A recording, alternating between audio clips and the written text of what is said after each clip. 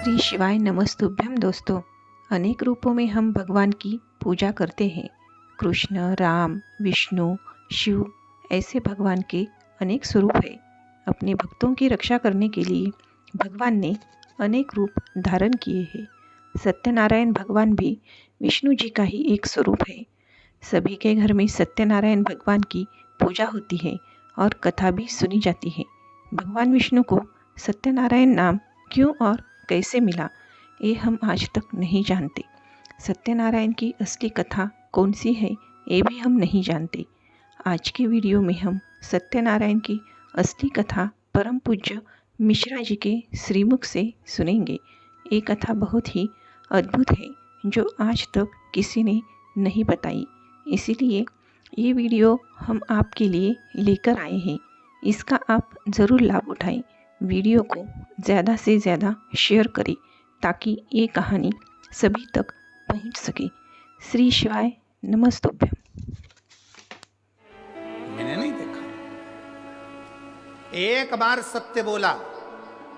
शंकर भगवान के शिवलिंग में से आकाशवाणी हो गई है, विष्णु है नारायण, तुमने सत्य बोला। आज से पृथ्वी पर तुम सत्य नारायण भगवान बनकर पूजाओगे। तुम्हारी पूजन होगी सत्य नारायण के रूप।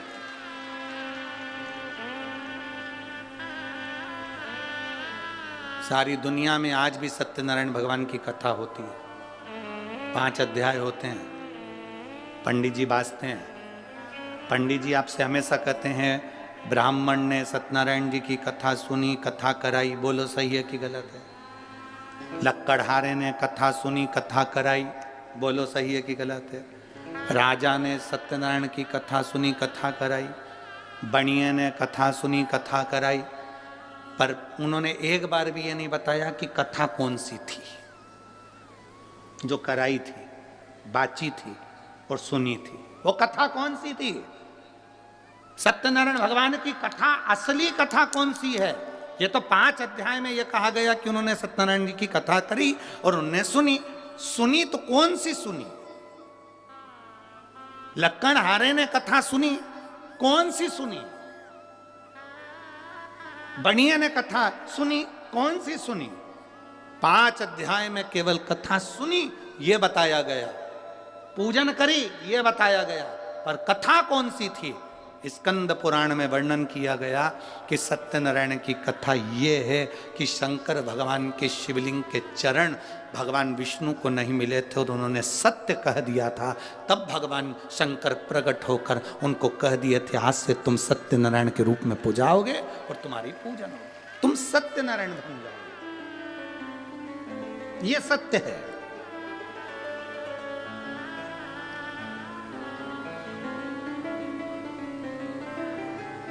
दुनिया में केवल एक जगह ऐसी है जहां मरे हुए व्यक्ति को भी बांध कर ले जाया जाता है। कहां? बोलो बोलो, जम के बोलो। शमशान। केवल एक जगह दुनिया में ऐसी है जहां मरे हुए व्यक्ति को भी बांध कर ले जाया जाता है, क्योंकि ले जाने वालों को भी यह समझ में नहीं आता, भग गया तो दूसरा कहां से लाए? ठिकाना क्या है? चिंता है, होता है कभी कभी। नगर निगम वाले, नगर पालिका वाले एक गांव में सर्वे करने के लिए आए। वहां पर एक सुहागवती बेचारी एक महिला रहती थी, वो कभी अपने पति का नाम नहीं लेती थी। आज पति नहीं था घर में और वो सर्वे वाले आ गए। उन्होंने पूछा, तुम्हारा नाम क्या है? मैं बिमला। अच्छा। बेटे का नाम? कमल। अच्छा। बेटी का नाम? रानो। ठीक है। पति का नाम? पति का नाम बोलो। इतने में वो बोली कि मैं अपने पति का नाम नहीं लेती। अच्छा, तो हम दूसरी बार सर्वे करने नहीं आएंगे, तुम्हें पति का नाम जल्दी बोल दो तो हम लिख लें। मैं नहीं बोलूंगी, तुम्हें वापिस आना पड़ेगा। हम नहीं आएंगे। फिर नाम छूट गया, बाद में मत कहना कि हमको कोई फैसिलिटी नहीं मिल रही, हमें कोई साधन नहीं मिल रहा। नहीं, तो फिर पति का नाम बताओ। मैं तुमको 2-3 तरह से समझाऊंगी, तुम समझ जाओगे। सिर पे पल्लू लेके बोली, मेरे पति का नाम। तुम 3 गंजी और 3 गंजी कितनी हो गई?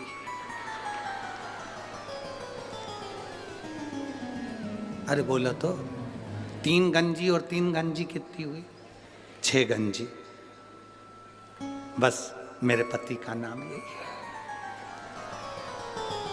सर्वे वाले छगन जी, हाँ छगन जी, 3 गंजी और 3 गंजी, 6 गंजी। सर्वे वालों ने कहा धन्यवाद देवी, चरण का है तुम्हारे, धन्यवाद। समझ में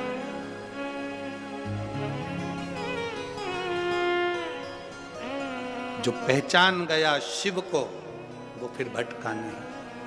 ब्रह्मा जी ने कहा कि मैंने भगवान शंकर का शीश देखा है। आकाशवाणी हो गई, ब्रह्मा झूठ बोल रहे हैं। ना मानो तो केतकी के फूल से पूछ लो, केतकी का फूल ने झूठ कह दिया। आकाशवाणी हुई और आकाशवाणी होकर भगवान शंकर ने कह दिया केतकी के फूल,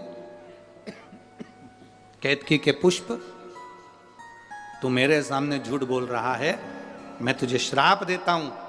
एक केतकी, सारे देवताओं पर तू चढ़ेगी। केतकी का पुष्प सारे देवताओं पर चढ़ेगा, पर शंकर पर कभी नहीं चढ़ेगा। एक केतकी का फूल भी अगर शिव पर चढ़ गया तो 1000 गौ हत्या के बराबर दोष लग जाएगा। केतकी ने कहा मेरी मत मानो तो गौ माता से पूछ लो।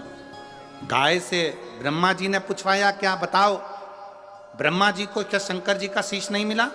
गौ माता ने कहा ब्रह्मा जी को शंकर भगवान का शीश मिल गया। आकाशवाणी फिर हुई और कहा गौ माता तू झूठ बोल रही है, तू जगत की मां है गौ माता, जगत की मां होकर गौ माता तू झूठ बोल रही है। ए गौ माता, मैं तुझे श्राप देता हूं, तेरा पूरा शरीर पूजा जाएगा पर तेरा मुख अपूज्य माना जाएगा। सनातन हिंदू धर्म के अंदर मंदिर की परिक्रमा आगे से होती है, वृक्ष की परिक्रमा आगे से होती है, कन्यादान आगे से होता है, वस्त्र दान आगे से होता है, मुद्रा दान आगे से होता है, सारे दान आगे से होते हैं। केवल सनातन हिंदू धर्म में केवल गौ दान ऐसा है जो गाय की पूंछ पकड़कर किया जाता है, पीछे से होता है, आगे से नहीं करा जाता। हिंदू धर्म में सारी परिक्रमा आगे से होती है, केवल गौ माता की परिक्रमा पीछे से होती है, पूंछ से चालू होकर पूंछ पे विराम होती है। क्यों? क्योंकि एक बार गौ माता ने झूठ बोल दिया था, इसलिए गौ माता की परिक्रमा आज तक पीछे से होती है। अब जरा विचार करो, गाय ने एक बार झूठ बोला तो आज तक उनकी परिक्रमा पीछे से होती है, और तुम दिन भर मोबाइल पे कितना झूठ बोलते हो, फिर तेरा क्या होगा रे कालिया? जरा विचार करिए, कितना झूठ। दुकान पे बैठे हो, कहते हो घर पे हो, दोस्तों के साथ बैठे हो, क्या कि मैं अभी आई रहा हूं, रास्ते में ही हूं, बिल्कुल रास्ते में। ऐसी उपयुक्त जानकारी के लिए वीडियो को लाइक और चैनल को सब्सक्राइब जरूर करें।